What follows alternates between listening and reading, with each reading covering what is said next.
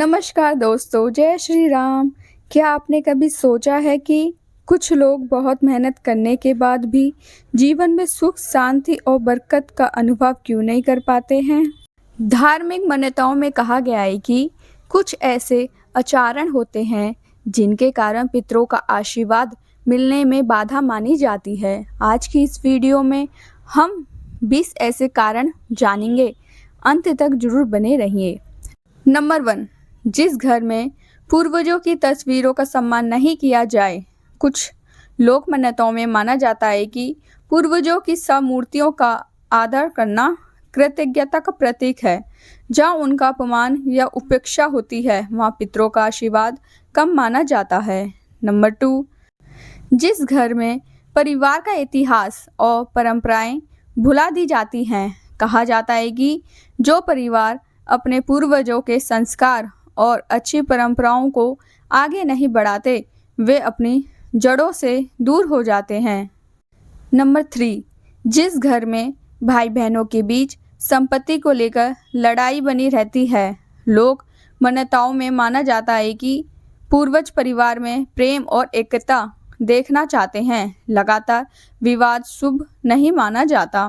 Number 4, जिस घर में बिना कारण पुराने लोगों की वस्तुओं का अनादर किया जाता है। कुछ परंपराओं में पूर्वजों की यादगार वस्तुओं को सम्मान से रखने की बात कही जाती है, क्योंकि वे परिवार के इतिहास का हिस्सा होती हैं। नंबर 5, जिस घर में वंश के बड़े पूर्वजों की सीख का हमेशा मजाक उड़ाया जाता है। मान्यता है कि अनुभव का सम्मान करना परिवार की उन्नति का आधार है।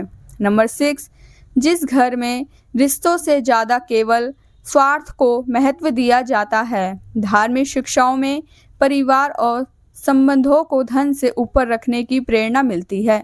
नंबर 7, जिस घर में बच्चों को अपने पूर्वजों के बारे में कुछ भी नहीं बताया जाता। कुछ परिवारों में माना जाता है कि नई पीढ़ी को अपने कुल और संस्कारों की जानकारी देना भी एक परंपरा है।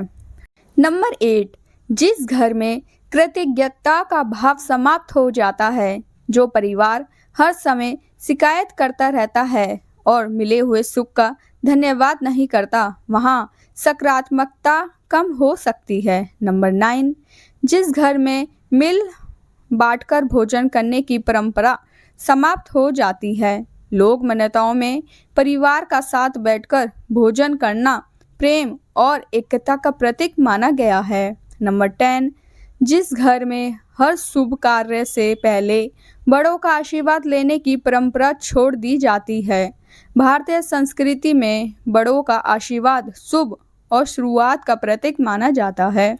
नंबर 11, जिस घर में परिवार की अच्छी परंपराओं को बार बार तोड़ा जाता है।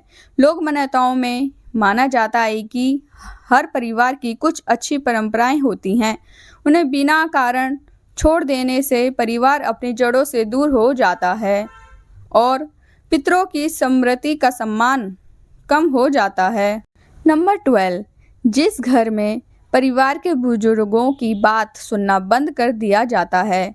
बुजुर्गों का अनुभव परिवार की धरोहर माना जाता है। जहां उनकी बातों का हमेशा नज़रअंदाज किया जाता है, वहाँ संस्कारों की परंपरा धीरे धीरे कमज़ोर पड़ जाती है।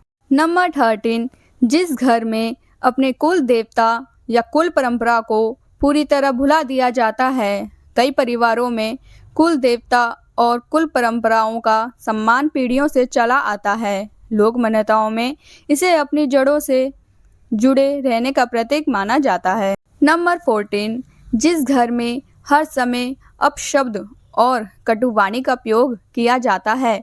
जहाँ वाणी में मिठास की जगह अपमान और कठोरता हो, वहाँ घर का वातावरण भी अशांत हो जाता है। मधुर वाणी को परिवार की समृद्धि का आधार माना गया है। नंबर 15, जिस घर में बच्चों को केवल धन का महत्व सिखाया जाता है, संस्कारों का नहीं। लोक परंपराएं कहती हैं कि धन से पहले चरित्र और संस्कार का महत्व है। जब अगली पीढ़ी केवल धन को ही सब कुछ मानने लगे, तो परिवार की संस्कृति विरासत कमजोर पड़ सकती है।